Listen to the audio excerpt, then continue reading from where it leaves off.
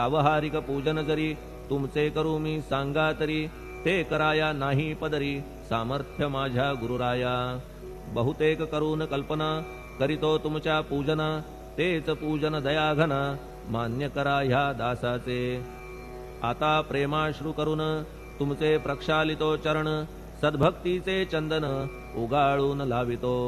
कफनी शब्दालंकाराची घालितो ही तुम्हासाची, प्रेम भाव या सुमनाची माळा गळ्यात घालितो.